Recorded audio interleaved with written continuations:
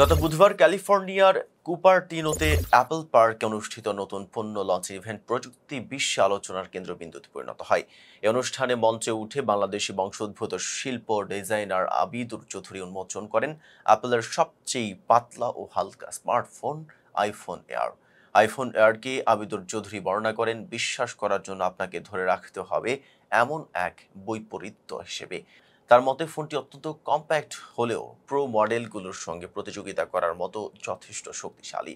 লঞ্চের মূল উদ্দেশ্য ছিল প্রযুক্তি ও ডিজাইনে নতুন মাত্রা যোগ করা এবং ব্যবহারকারীদের চাহিদা অনুযায়ী উদ্ভাবনী পণ্য উপস্থাপন করা।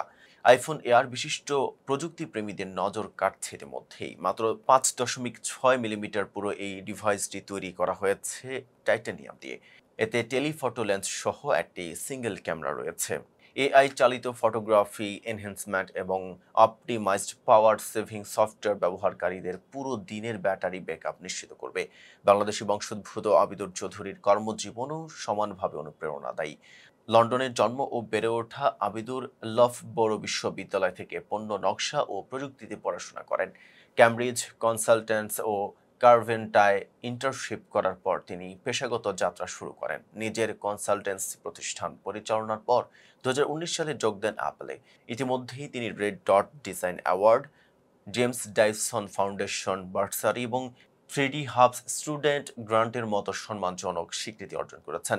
একই ইভেন্টে অ্যাপল আরও উন্মোচন করেছে নতুন iPhone 17 range, iPhone 17 pro, AirPods pro 3 এবং Apple watch series 11।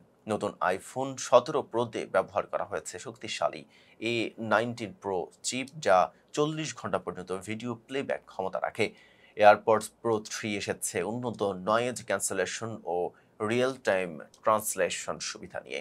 Apple watch series 11 এ যুক্ত হয়েছে 5G কানেকশন, উন্নত ব্যাটারি লাইফ ও নতুন স্বাস্থ্য ট্র্যাকিং ফিচার। এতক্ষণ সাথে ছিলাম মেহেদি হাসান। ফেজ দ্য পিপলের সাথে।